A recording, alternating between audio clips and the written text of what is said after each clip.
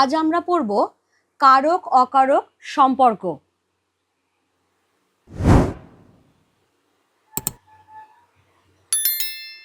এটা ক্লাস 10-এর গ্রামারে রয়েছে। এবার অনেক ছেলে মেয়ে আমরা দেখেছি যে গ্রামারটাকে একটু ভয় পায়, একটু এড়িয়ে চলতে চায়।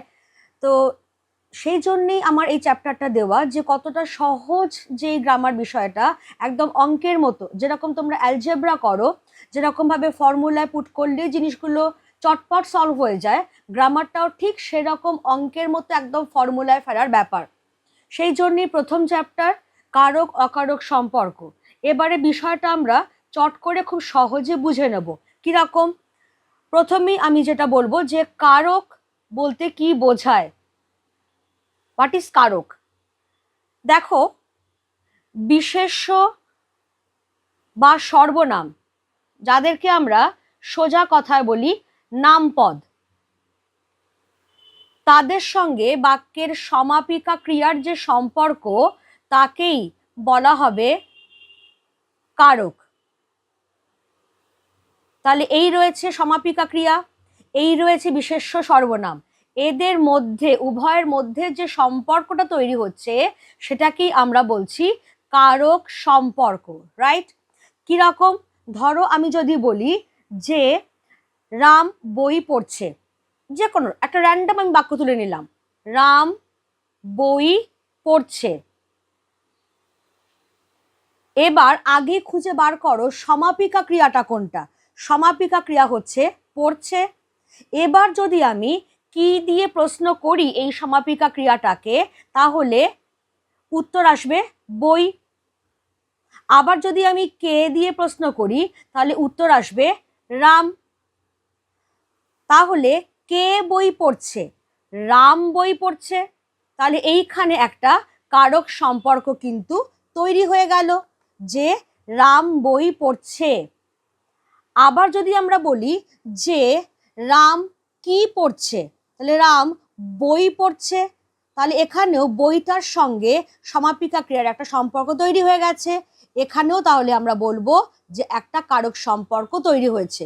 সুতরাং জিনিসটা আর কিছুই নয় যে বাক্যের নামপদ, স্পেশালি বিশেষ্য আর সর্বনাম, এদের সঙ্গে সমাপিকা ক্রিয়ার যে সম্পর্কটা তৈরি হচ্ছে সেটাকেই আমরা বলছি কারক। এবার তুমিও বোঝো যে সম্পর্ক কিন্তু কখনো একরকম হয় না। তোমার সঙ্গে তোমার বাবার একরকম সম্পর্ক, মায়ের একরকম সম্পর্ক, ভাই বোনদের একরকম সম্পর্ক, বন্ধু বান্ধব আছে, শিক্ষক শিক্ষিকা আছে, পাড়ার কাকু দাদু, বিভিন্ন জনের সঙ্গে তোমার বিভিন্ন রকম সম্পর্ক। তেমনি বাক্যের এই যে সমাপিকা ক্রিয়া, এটার সঙ্গেও কিন্তু বিভিন্ন পদের বিভিন্ন রকম সম্পর্ক। তাহলে এবার আমরা সেই সম্পর্ক কি কি রকম হতে পারে সেইগুলো একটু দেখে নেব। সেই অনুযায়ী কিন্তু আমাদের কারকগুলো আসবে। তাহলে সম্পর্ক কি কি ধরনের হতে পারে?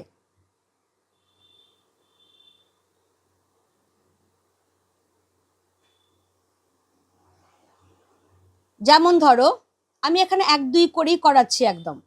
যেমন ধরো নাম্বার ওয়ান যদি আমি করি, সেখানে ধরো আমি বললাম ছেলেটি আম পাড়ছে। ছেলেটি আম পাড়ছে, খুব ভালো কথা যে একটা ছেলে আম পাড়ছে। তাহলে সমাপিকা ক্রিয়া, আমার কন্ডিশনই ছিল যে আমি সমাপিকা ক্রিয়াটাকে মেন ধরবো। তাহলে সমাপিকা ক্রিয়া হচ্ছে পারছে। এবার এটাকে যদি আমি কে দিয়ে কোয়েশ্চেন করি, কে পারছে, তাহলে উত্তর আসবে ছেলেটি। তাহলে ছেলেটি এখানে হয়ে যাচ্ছে কর্তৃকারক। তাহলে কর্তৃকারক মানেটা কি? যে কাজ করে, অর্থাৎ যাকে আমরা সোজা বাংলায় বলছি কর্তা, রাইট? তাহলে যে কাজ করছে সে কর্তা, এবং যেহেতু কর্তার সঙ্গে এই সমাপিকা ক্রিয়ার সম্পর্কটা তৈরি হচ্ছে, সেজন্য ছেলেটি হয়ে গেল কর্তৃকারক। নাম্বার 2-তে এসো। নাম্বার 2-তে আমি বললাম ছেলেটি আম পাড়ছে, ওই একই সেন্টেন্স নিয়েছি। এবার একইভাবে দেখব, এখানেও সমাপিকা ক্রিয়া পারছে। এবার আমি এই ক্রিয়াটাকে যদি কে দিয়ে কোয়েশ্চেন করব না, কারণ কে দিয়ে কোয়েশ্চেন করলে তো আমার কর্তৃকারক চলে আসছে, তাহলে আমি কি দিয়ে কোয়েশ্চেন করব। ছেলেটি কি পারছে? আম পারছে। তাহলে আমের সঙ্গে এবার পারছের সম্পর্ক তৈরি হলো। তাহলে কি দিয়ে কোয়েশ্চেন করলে যে পদটা আমরা পাই সেটাকে আমরা বলবো কর্মকারক। তাহলে কর্মকারক বিষয়টা কি না, কর্তা যাকে অবলম্বন করে কাজটা করে, কর্তা যাকে অবলম্বন করে কাজ করে তাকে আমরা বলবো কর্মকারক।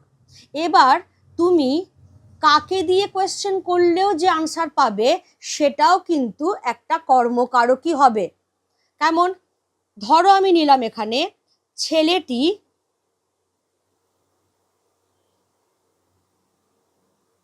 আমাকে আম দিল। গরমকালে মিষ্টি মিষ্টি আম খেতে কার না ভালো লাগে? আমাকে দিয়েছে, আমার খুব ভালো লেগেছে, তাই আমি সেটা নিয়েই একটা সেন্টেন্স তৈরি করে ফেললাম। এবার সমাপিকা ক্রিয়া দিল, এটা আমরা পেয়ে গেছি। এবার কোয়েশ্চেন করছি, ধরো আমি কোয়েশ্চেন করছি কি দিল, আবার কাকে দিল, দুটো কোয়েশ্চেন করে ফেলেছি এখানে। কি দিল? আম। তার মানে আম এখানে একটা কর্মপদ।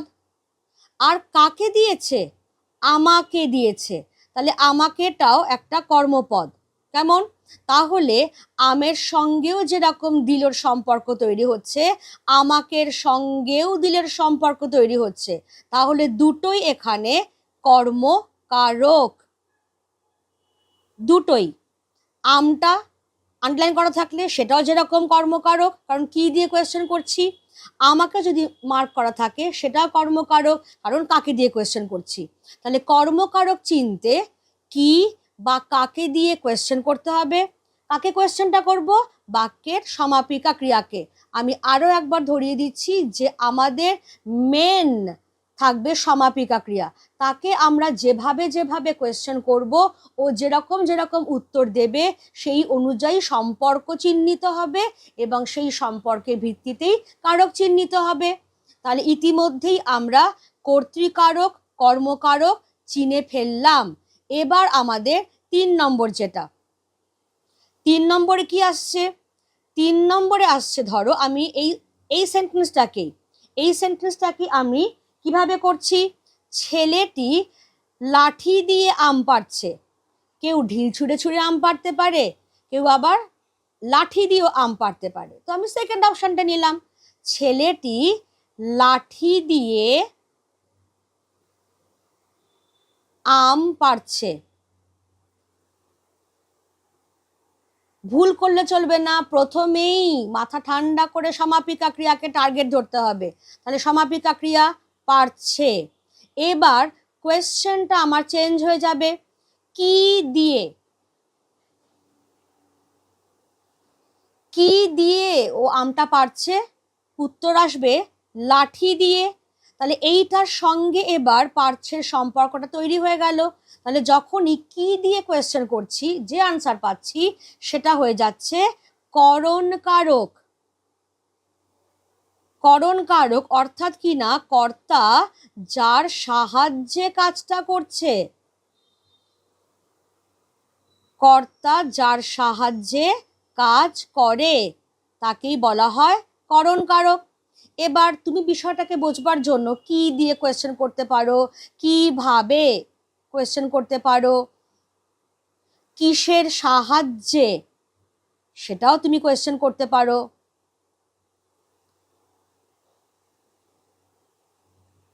কিসের দ্বারা সেভাবেও কোয়েশ্চেন করতে পারো। অর্থাৎ মোট কথা বিষয়টা হচ্ছে যে কিসের দ্বারা, কি দিয়ে কাজটা হচ্ছে। তাহলে যেটা দিয়ে কাজটা হচ্ছে বা যেটার দ্বারা আমি কাজটা করছি সেটাই হয়ে যাচ্ছে আমার করণকারক। কেমন? এবারে চলে এসো 4 নম্বর। 4 নম্বরে জিনিসটা কি আসবে? 4 নম্বরে যেটা আসবে, ধরো আমি বললাম ছেলেটি খাবার জন্য আম পাড়ছে।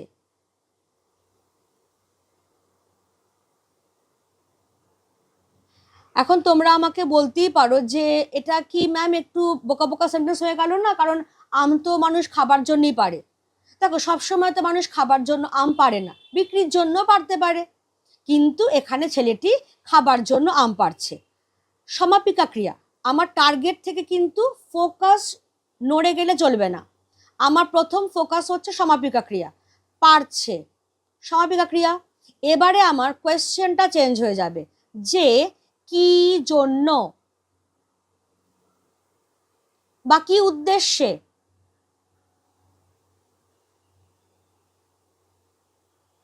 কি জন্য পারছে আমটা? তোমরা সবাই বলবে খাবার জন্য পারছে, বোঝাই যাচ্ছে। এক্স্যাক্টলি, আমিও তো তাই বলছি যে খাবার জন্য আম পারছে। তাহলে যখনই একটা উদ্দেশ্য চলে আসে তখনই সম্পর্কটা হয়ে যায় নিমিত্ত কারক। যেখানে তুমি কোনো একটা উদ্দেশ্য বা কারণ ব্যাখ্যা করছো, সেখানেই সেটা হয়ে যাচ্ছে নিমিত্ত কারক। সুতরাং এই অবধি সবার কাছে ক্লিয়ার আশা করা যায় যে আমার প্রথম ফোকাস থাকবে সমাপিকা ক্রিয়া, তারপরে সেটাকে আমি ডিফারেন্ট ভাবে কোয়েশ্চেন করব। যেভাবে কোয়েশ্চেন করব, যে আনসারটা পাবো, সেটাই হচ্ছে আমার সেই সম্পর্কটা। কে দিয়ে কোয়েশ্চেন করলে কর্তৃকারক, কি বা কাকে দিয়ে করলে কর্মকারক, কি দিয়ে কিসের দ্বারা এইভাবে কোয়েশ্চেন করলে করণকারক, আর কি জন্য কি উদ্দেশ্যে এটা দিয়ে কোয়েশ্চেন করলে হচ্ছে নিমিত্ত কারক। এবার চলে এসো পরেরটাতে।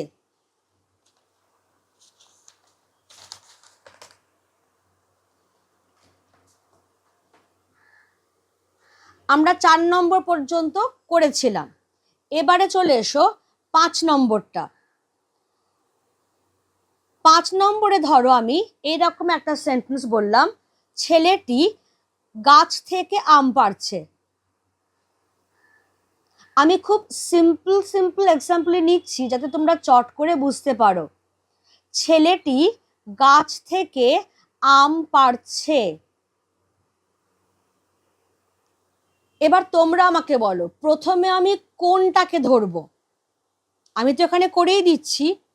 যদি আমার বলাতে বা আমি যে সিকোয়েন্স অনুযায়ী করছি তাতে যদি কিছু ভুলভ্রান্তি থাকে, ডেফিনেটলি আমাকে কমেন্টে জানাবে।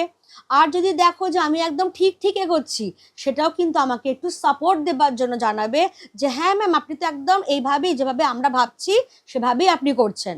কেমন? ডান? তাহলে এবারে ফোকাস ছিল আমার প্রথম যেটা বার করব সেটা হচ্ছে সমাপিকা ক্রিয়া, পারছে সমাপিকা ক্রিয়া। এবার এটাকে আমি তাহলে কোয়েশ্চেন করব যে কোথা থেকে, কোথা থেকে আম পাড়ছে? গাছ থেকে আম পাড়ছে। তাহলে এবার এইটার সঙ্গে ওর সম্পর্ক তৈরি হচ্ছে, এইটাকে সেই জন্য আমরা বলছি অপাদান কারক। তাহলে অপাদান কারক বিষয়টা কি?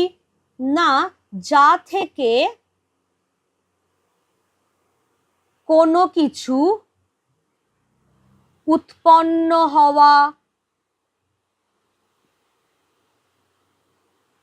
বা ধরো রক্ষিত হওয়া বা চ্যুত মানে পড়ে যাওয়া বা ভীত ভয় পেয়ে যাওয়া, এই ধরনের কিছু বোঝায়, সেই সবকটাই পড়বে তোমার অপাদান কারকের আন্ডারে।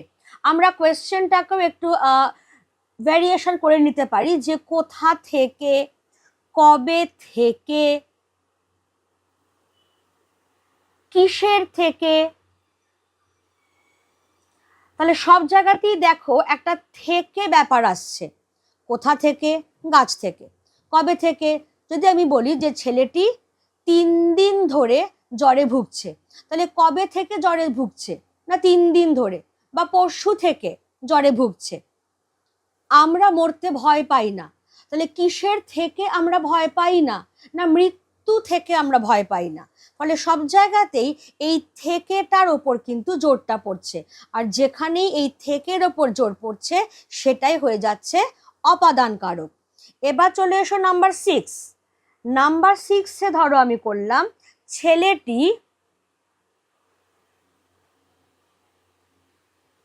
বাগানে আম পাড়ছে।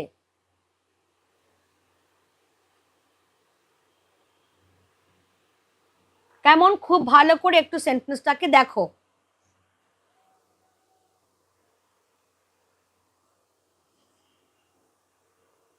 ফোকাস ছিল কি আমাদের? প্রথমেই আমরা বার করব সমাপিকা ক্রিয়া পারছে। এবারে আমার কোয়েশ্চেনটা পাল্টে যাবে, কোথায়? ছেলেটি আম পাড়ছে কোথায়? বাগানে। As simple. তাহলে বাগানের সঙ্গে সম্পর্ক তৈরি হচ্ছে এবার এই সমাপিকা ক্রিয়াটার। সুতরাং কোথায় এটা দিয়ে প্রশ্ন করলে যে উত্তর আমরা পাবো সেইটাকে বলা হবে অধিকরণ কারক। কেমন? এবার অধিকরণ কারকের আরো দুটো প্যাটার্ন কিন্তু আছে, সেই দুটো প্যাটার্ন আমাদের একটু জানতেই হবে। কিরকম? একটা তো হলো কোথায় দিয়ে। এবার ধরো আমি যদি বলি ছেলেটি সকালে আম পাড়ছে। সকালে আম পাড়ছে, পাড়ছে সমাপিকা ক্রিয়াটাকে এবার আমি যদি কখন দিয়ে কোয়েশ্চেন করি উত্তর আসবে সকালে, তাহলে এটাও কিন্তু এক ধরনের অধিকরণ কারক। আবার আমি যদি বলি রমেন বাবু সর্বশাস্ত্রে পণ্ডিত, তাহলে এখানে সমাপিকা ক্রিয়াটা কিন্তু উহ্য আছে। উহ্যটা কিরকম আছে? না রমেন বাবু হলেন, মানে বি ভার্ব যেটা, এটা উহ্য আছে। তাহলে এবার এখানটাতে আমার কোয়েশ্চেনটা হবে যে কিসে, কিসে, কোন বিষয়ে,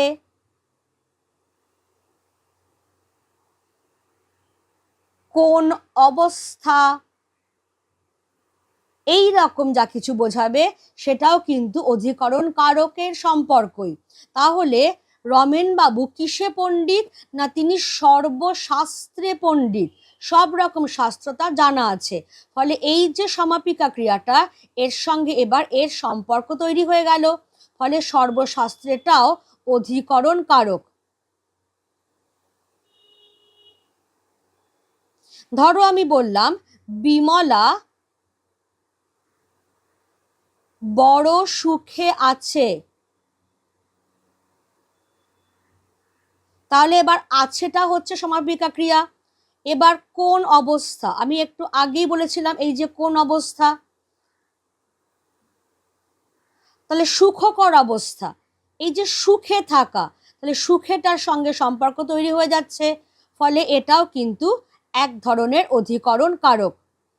তাহলে অধিকরণ কারক আমরা কোন কোন কোয়েশ্চেন দিয়ে চিনবো সেটা একবার দেখে নেওয়া যাক।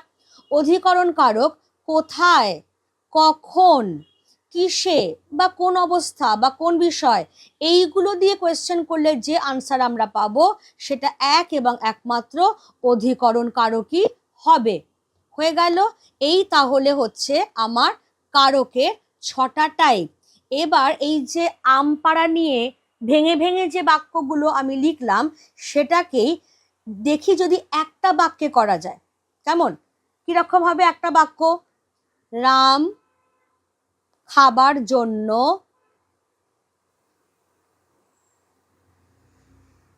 বাগানে লাঠি দিয়ে গাছ থেকে আম পাড়ছে। হয়ে গেল। পাড়ছেটা আমি কমন নিয়ে নিলাম, পাড়ছেটা সমাপিকা ক্রিয়া। ঠিক আছে, তাহলে এখানে আমি লিখেও দিলাম এটা যে পাড়ছেটা হচ্ছে সমাপিকা ক্রিয়া।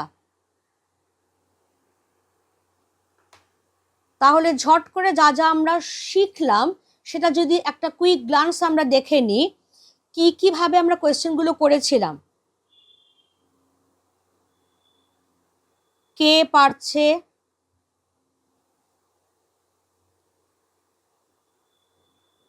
কি পারছে,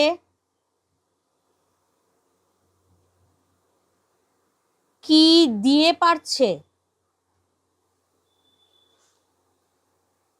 কি জন্য পারছে,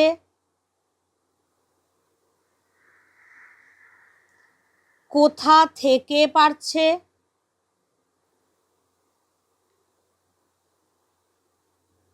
কোথায় পারছে।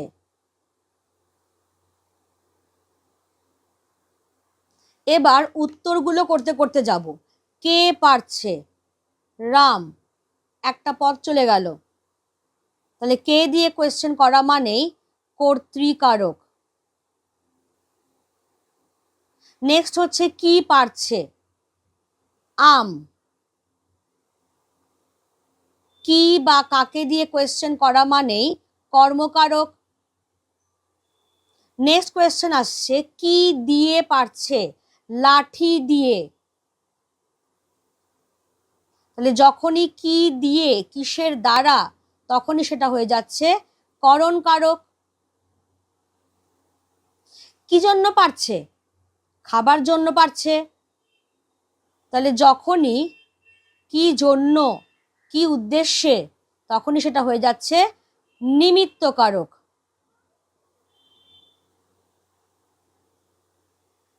এবার কোথা থেকে পারছে, কেন, গাছ থেকে পারছে,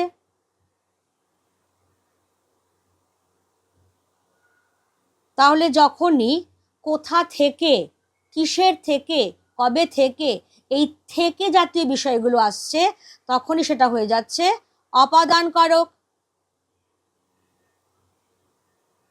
এবার কোথায় পারছে, বাগানে পারছে, তাহলে যখনই কোথায়, কখন, কিসে এই জিনিসগুলো আসবে তখনই সেটা হয়ে যাবে অধিকরণ কারক। তাহলে এখানে উত্তর আসছে বাগানে এবং সেটা হয়ে যাচ্ছে অধিকরণ কারক। সুতরাং আমরা বলতে পারি এবার তাহলে therefore কারক কয় প্রকার, চট করে বলো। কারক হচ্ছে 6 প্রকার। 6 প্রকার কি কি এখান থেকেই তুলে নাও সেটা। কর্তৃকারক, কর্মকারক, করণকারক, নিমিত্ত কারক, অপাদান কারক এবং last but not the least অধিকরণ কারক। এইগুলো হচ্ছে আমাদের 6 প্রকার কারক। হয়ে গেল সবার। এবার আমি কিন্তু চ্যাপ্টারের শুরুতে বলেছিলাম যে কারকের পাশাপাশি আমরা অকারক বিষয়টাও একবার দেখে নেব। তাহলে এবার অকারকের পালা। আমাকে কিন্তু একটু অতি অবশ্যই জানাবে যে যেটুকু আমি পড়ালাম কারক বিষয়টা নিয়ে কারোর তাতে কোনো ডাউট আছে কি না। আর এখন আমি শুরু করতে চলেছি অকারক। সেটা হয়ে গেলে সেটার ওপর যদি কারোর কোনো কনফিউশন থাকে, ডাউট থাকে, তাহলে অতি অবশ্যই আমাকে একবার জানিও। তাহলে এবার আমরা আসব অকারক। অকারক বিষয়টা ঠিক কি, সেখানে ধরো আমি কি লিখছি আগে একটু খেয়াল করো। বিশেষ্য বা সর্বনাম অর্থাৎ কিনা নামপদ একদিকে রয়েছে, আরেক দিকে রয়েছে সমাপিকা ক্রিয়া।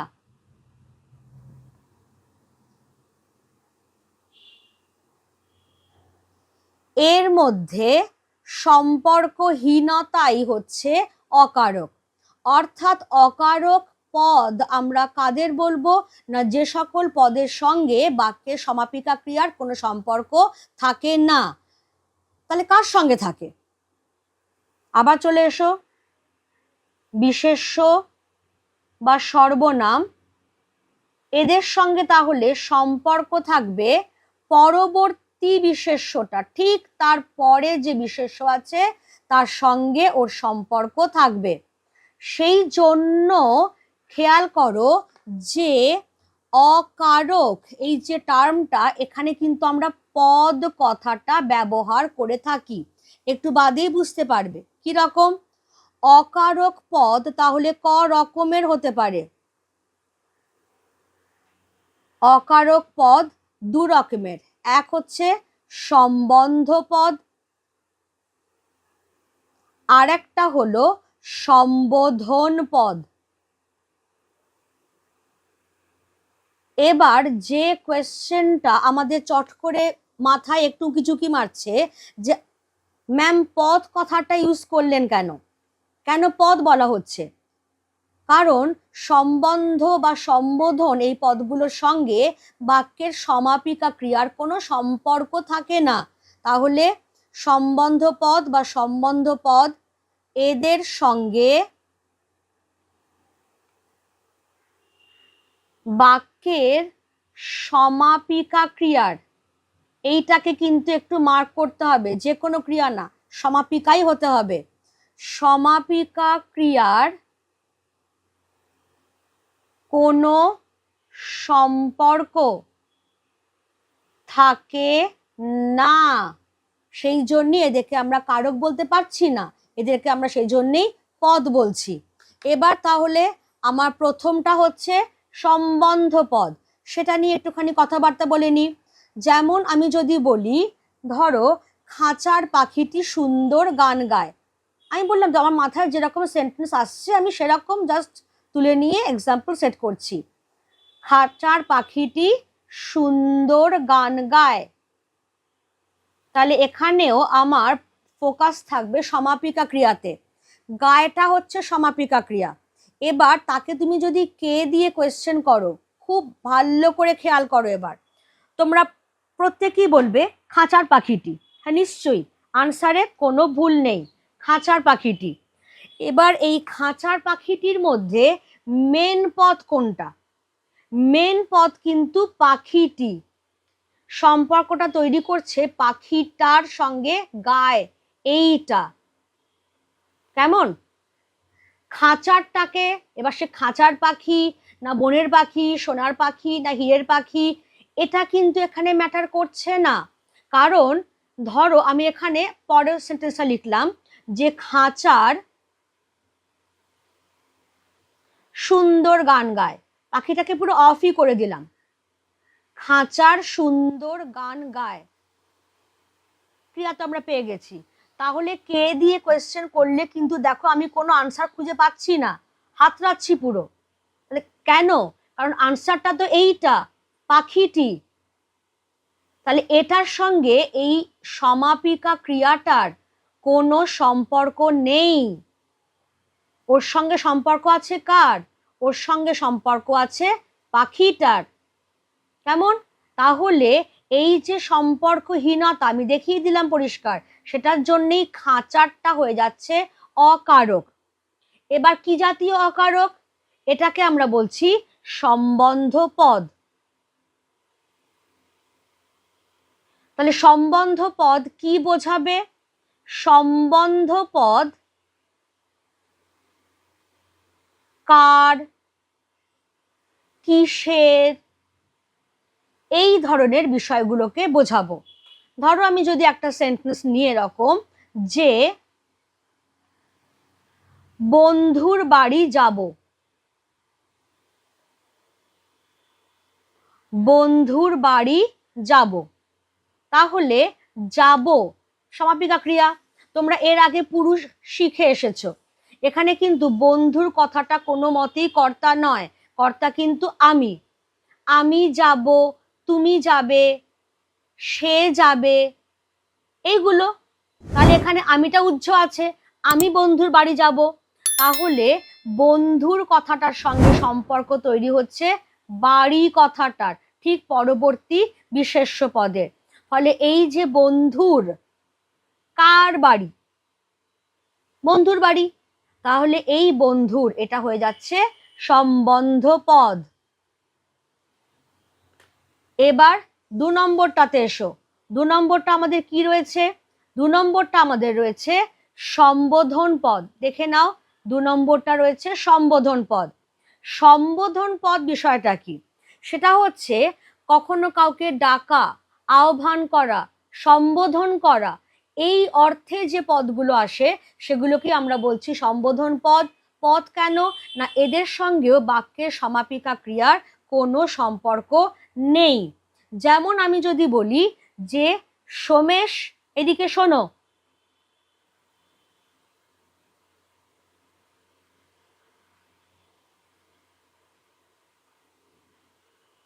সমাপিকা ক্রিয়া শোনো। এবার তুমি বলতেই পারো কেন, সোমেশকে ডাকা হচ্ছে, সোমেশ তো কর্তৃকারক। আমি এইমাত্র কি বললাম? এইমাত্র বললাম পুরুষের সঙ্গে হিসেবটা রাখো। আমি শুনি, তুমি শোনো, সে শোনে। তাহলে তুমিটা কিন্তু এখানে উহ্য আছে এবং তুমিটাই হচ্ছে আসল কর্তা, যার সঙ্গে ওর সম্পর্ক তৈরি হয়ে আছে। আমি যদি সোমেশটাকে বাদও দিয়ে দিই, ধরো আমি অফ করে দিলাম সোমেশ কথাটা, শুধু এইটুকুনি রাখলাম, তাহলেও কিন্তু আমার অর্থ বুঝতে কোনো অসুবিধে হবে না। আমি কারোর দিকে হয়তো আঙুল দিয়ে বললাম এদিকে শোনো, তার মানে আমি পার্টিকুলার ওই ব্যক্তিকেই ডাকছি। তাহলে এই ওয়ার্ডটার বাক্যে থাকা না থাকা সমান, শুধু ডাকা বোঝাতে, আহ্বান বোঝাতে এই পদটা এলো, সেই জন্য একে বলা হচ্ছে সম্বোধন পদ। তাহলে এই যে সোমেশ, এর সঙ্গে কিন্তু বাক্যের সমাপিকা ক্রিয়া সম্পর্ক তৈরি হচ্ছে না। দেয়ারফোর সোমেশ এখানে হয়ে যাচ্ছে, বলো কি হচ্ছে, জানিও আমাকে। আমি যেটা বললাম যে আমি এখানে লিখছি, আমি ঠিকও হতে পারি, ভুলও হতে পারি। ঠিক হলে সেটাও আমাকে জানাবে, ভুল হলে সেটাও আমাকে জানাবে। তাহলে সোমেশ আমার হিসেব মতে সম্বোধন পদ। এবার সম্বোধন পদ, এটা ভেবো না সবসময় বাক্যের গোড়াতেই থাকবে। সম্বোধন পদ বাক্যের গোড়াতে, মাঝখানে, শেষে সব জায়গাতেই থাকতে পারে। অ্যাজ ফর এক্সাম্পল, বুঝেছ উপেন, এ জমি লইব কিনে। 2 বিঘা জমি থেকে নেওয়া, তোমাদের প্রায় সবারই পড়া। এ জমি লইব কিনে,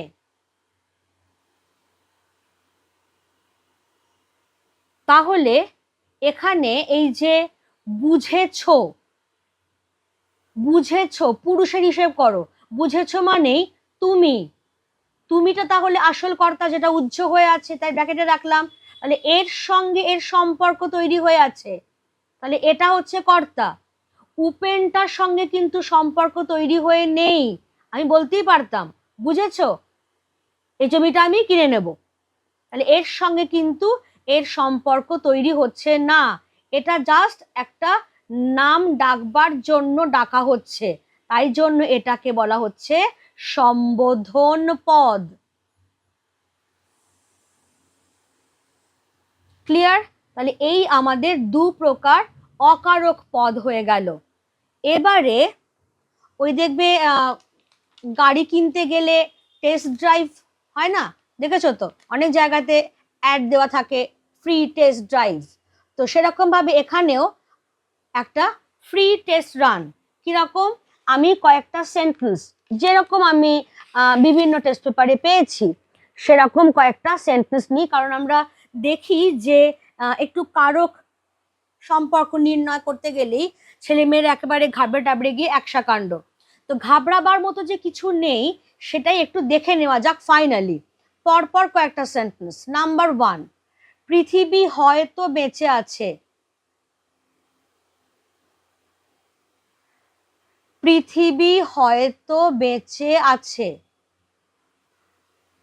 মার্ক করলাম পৃথিবী কথাটাকে। নাম্বার 2, পথে কুড়িয়ে পেলাম। পথের দাবিতে পড়েছো না, গিরিশ মহাপাত্র বলছিল যে সে গাঁজার কলকেটা পথে কুড়িয়ে পেয়েছে, ওই সেন্টেন্সটা পথে আমি মার্ক করে দিলাম।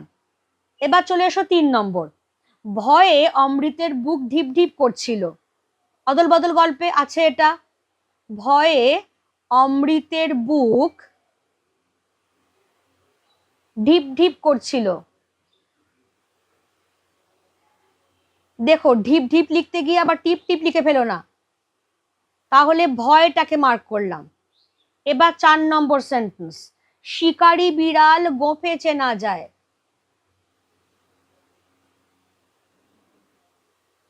শিকারি বিড়াল গোঁফে চেনা যায়।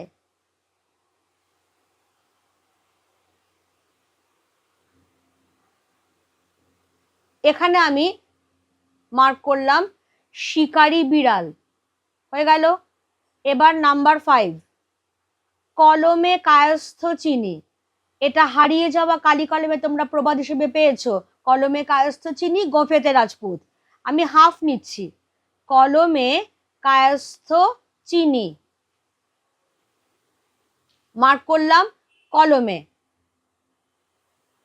এবার 6 নম্বর সেন্টেন্স দিচ্ছি আমি। 6 নম্বর সেন্টেন্স হচ্ছে, বারান্দা থেকে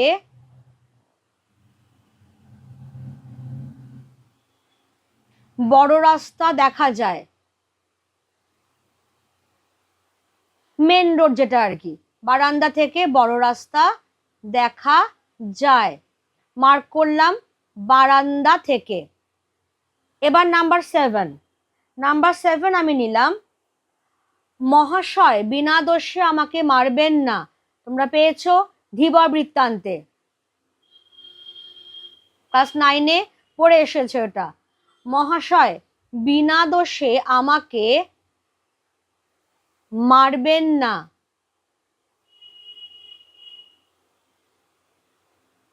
মার্ক করলাম মহাশয় এই টার্মটা। এবার নাম্বার 8, রামবাবু বন্যা ত্রাণে চাঁদা দিলেন। রামবাবু বন্যা ত্রাণে চাঁদা দিলেন, মার্ক করে দিলাম বন্যা ত্রাণে। শিশুরা খেলছিল মায়ের কোলে। আফ্রিকা কবিতায় পড়ে এসেছো, শিশুরা খেলছিল মায়ের কোলে। তাহলে এই পুরোটাকে মার্ক করে দিলাম মায়ের কোলে। আর নাম্বার 10, বন্ধুর বাড়ি যাচ্ছ।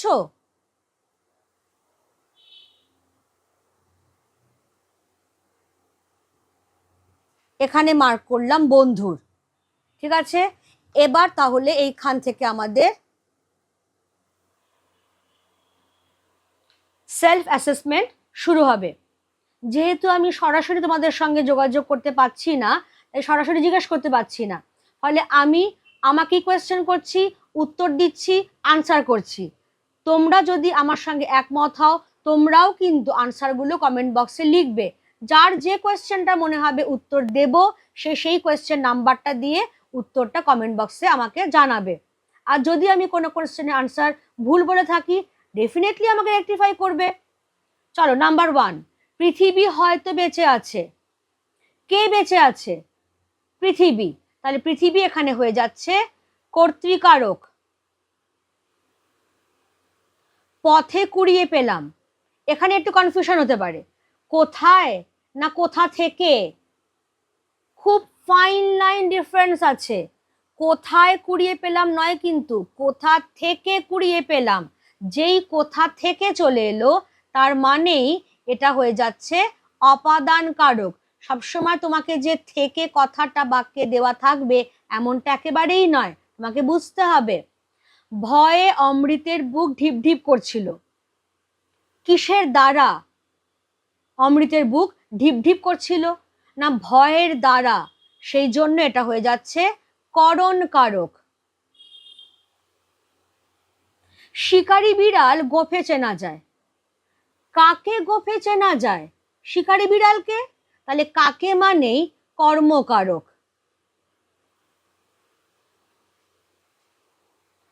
কলমে কায়স্থ চিনি। কি দিয়ে কায়স্থকে চিনবো? কিসের সাহায্যে কায়স্থকে চিনবো? কিসের দ্বারা কায়স্থকে চিনবো? না কলমের দ্বারা। তাহলে এখানে अगेन করণ কারক। বারান্দা থেকে বড় রাস্তা দেখা যায়। কোথা থেকে দেখা যায়? বারান্দা থেকে। এবার থেকেটা এসে গেছে, তাহলে এবার অনায়াসে চিনতে পারছো যে এটা হচ্ছে অপাদান কারক। নেক্সট হচ্ছে মহাশয় বিনা দোষে আমাকে মারবেন না। মহাশয় বলে কাউকে ডাকা হচ্ছে, সম্বোধন করা হচ্ছে, তার মানে এটা হয়ে গেল সম্বোধন পদ, নট কারক। হলো। এবারে রামবাবু বন্যার ত্রাণে চাঁদা দিলেন। তিনি কি জন্য চাঁদা দিচ্ছেন, কি উদ্দেশ্যে? যাতে বন্যা পীড়িতদের ত্রাণ কার্যে লাগে। তাহলে উদ্দেশ্য বোঝাচ্ছে, মানে এটা হয়ে যাচ্ছে নিমিত্ত কারক।